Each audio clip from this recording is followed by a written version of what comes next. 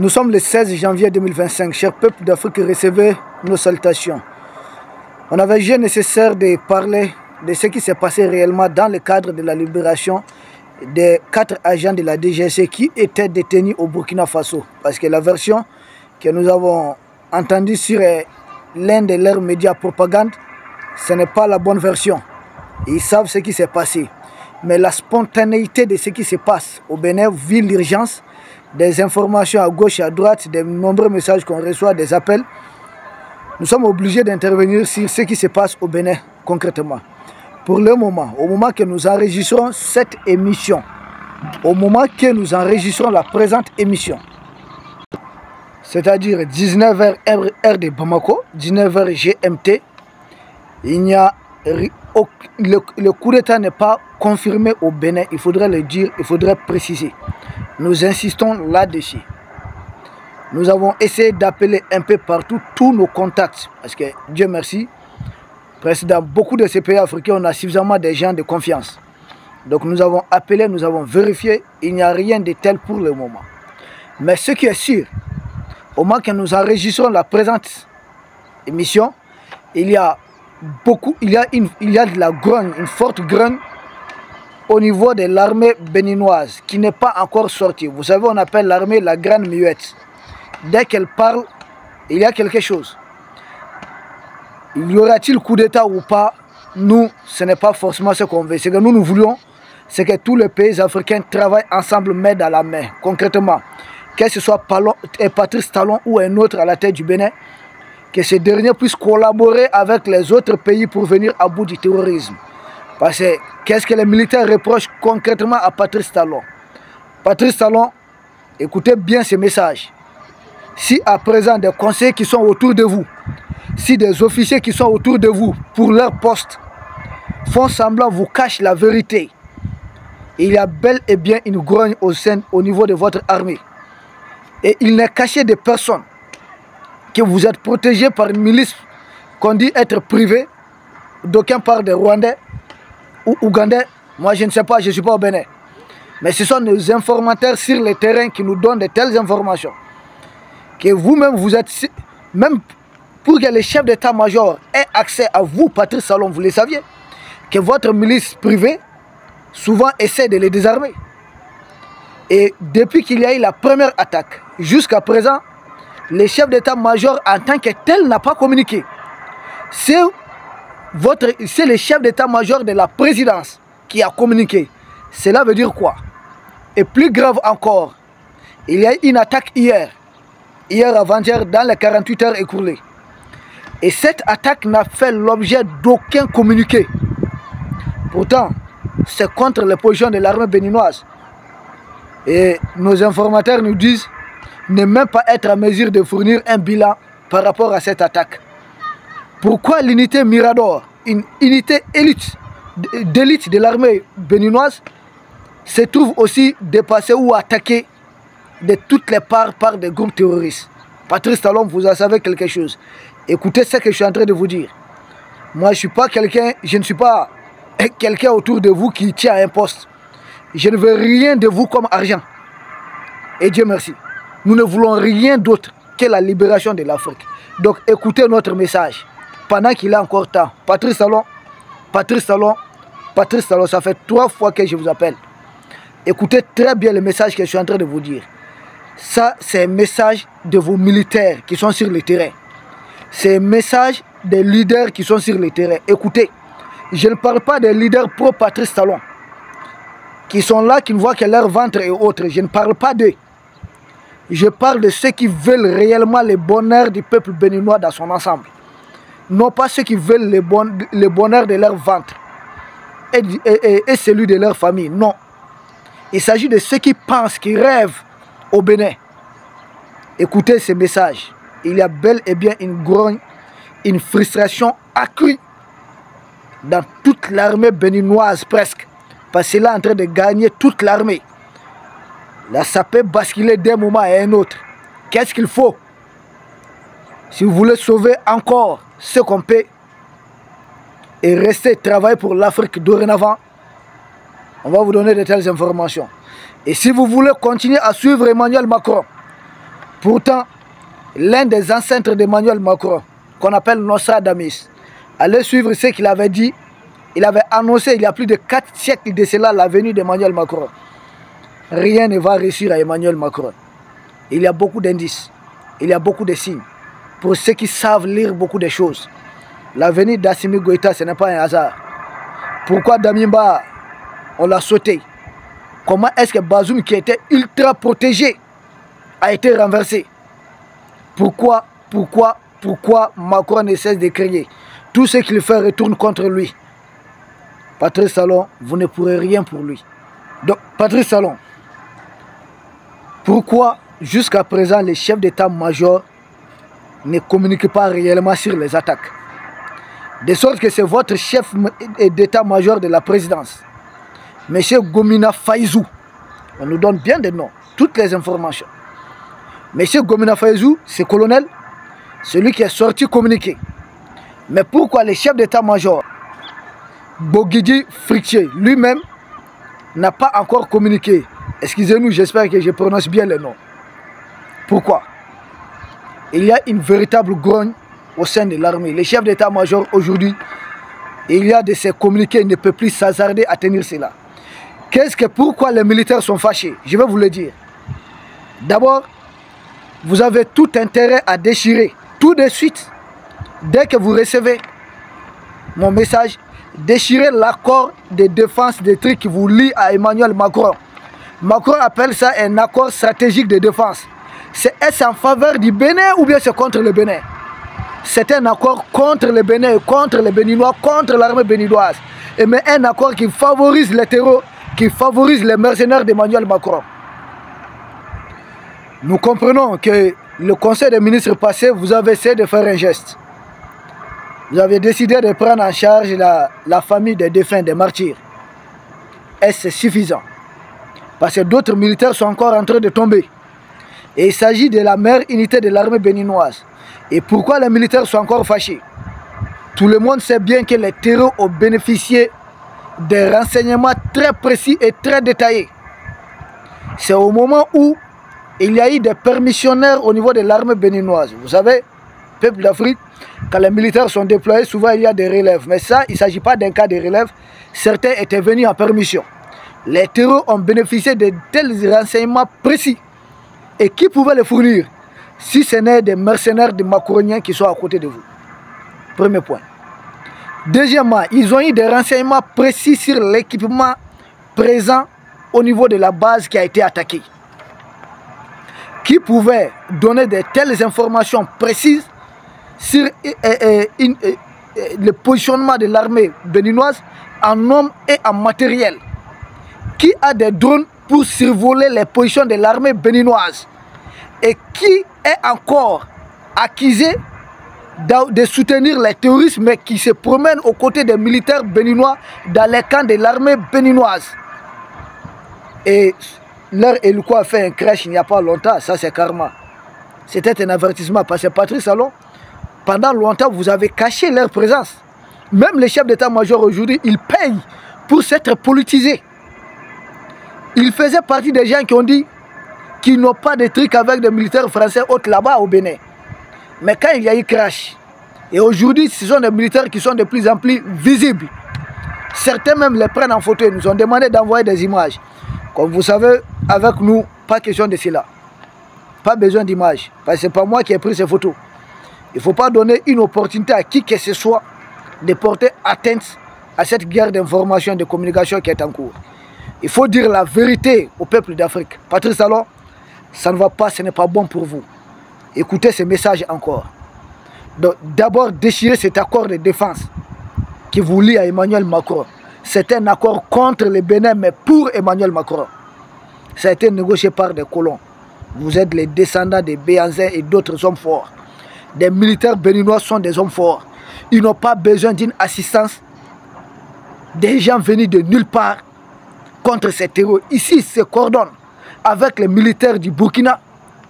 Simplement, l'histoire du tourisme, là, ça va finir. Pour le moment, ils ne contrôlent pas encore des portions de territoire. Mais ils sont dans des forêts. Dans des forêts où vous avez des mercenaires sud-africains, où vous avez des mercenaires macroniens. Vous-même, votre sécurité est prise en charge par des milices privées d'autres pays. Mais comment ça peut fonctionner? Comment les militaires ne vont pas se révolter? Vous-même, vous ne faites pas confiance à l'armée béninoise.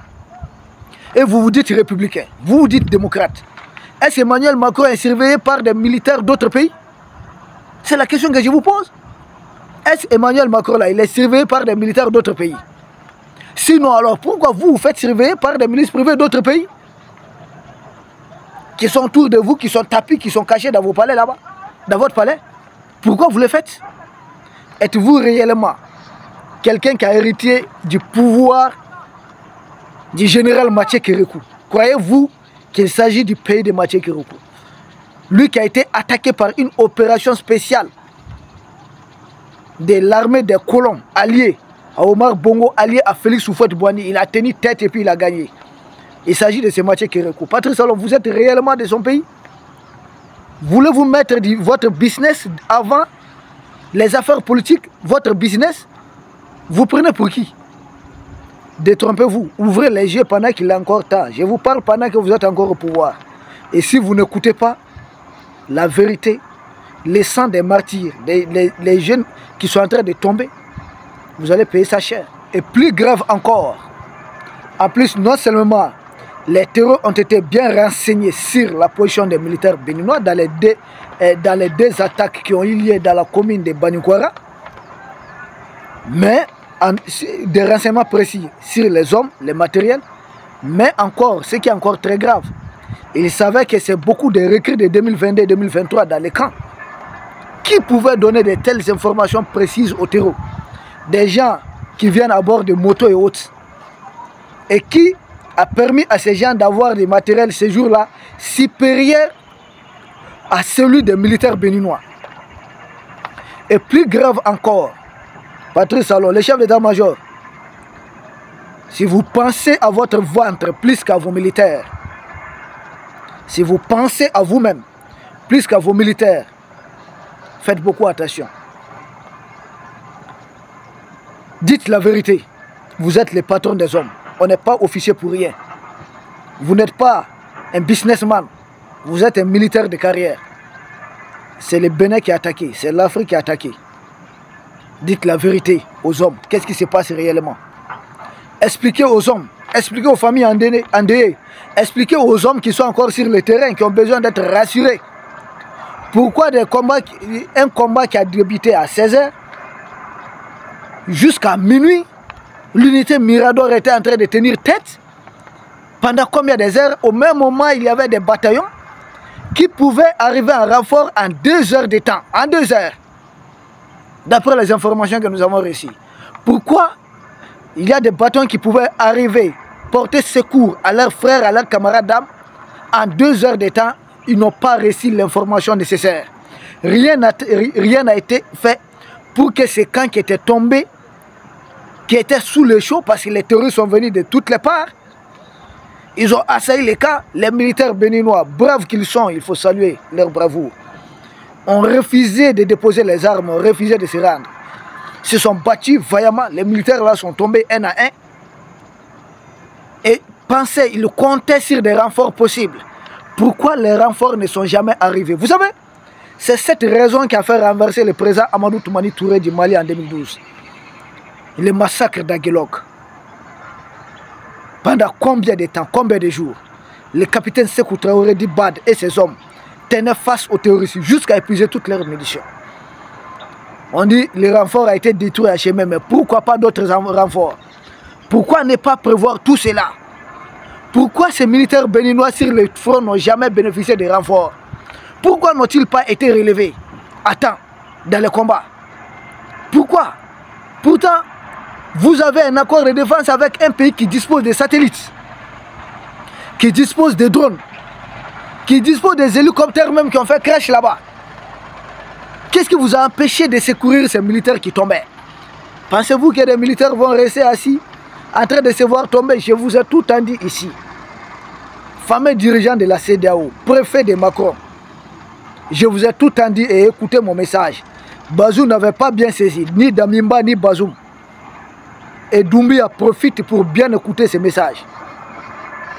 Les militaires africains entre eux, qu'ils soient de l'AS ou ce que vous appelez l'espace CEDEAO, les militaires ne sont pas des politiciens. Et ils se connaissent entre eux.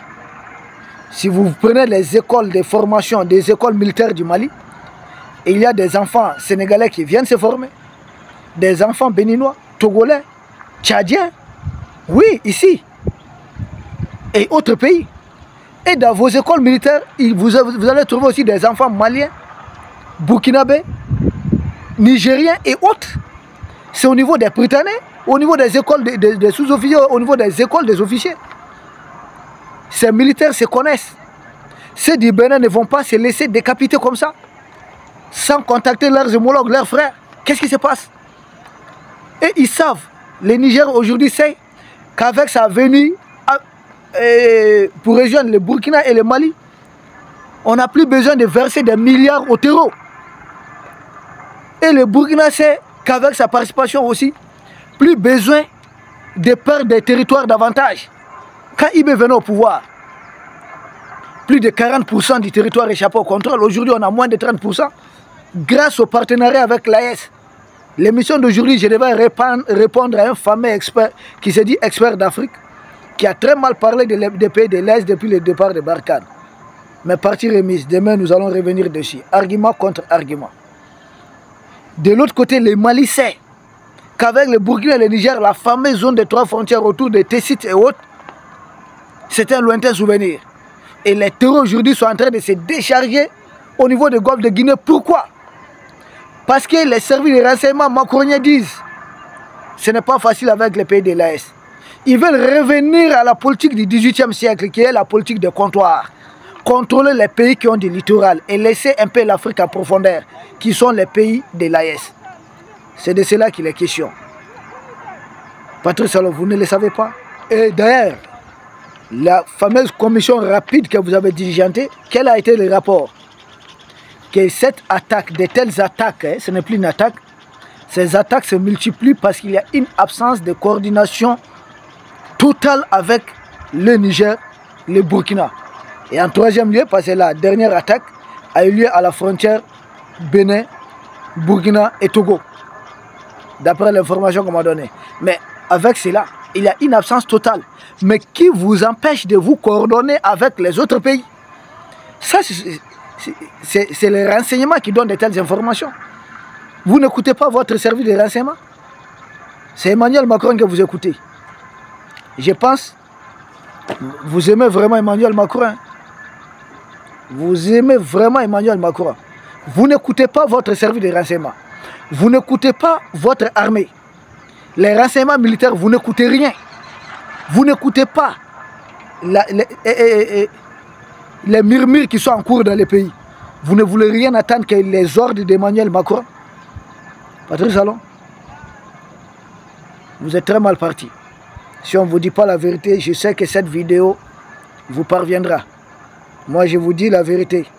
En tant que votre cadet africain, nous, tous ce qu'on veut, j'ai dit, nous ne sommes pas dans des trucs de personnes. Tout ce que nous voulons, les Africains doivent compter sur eux.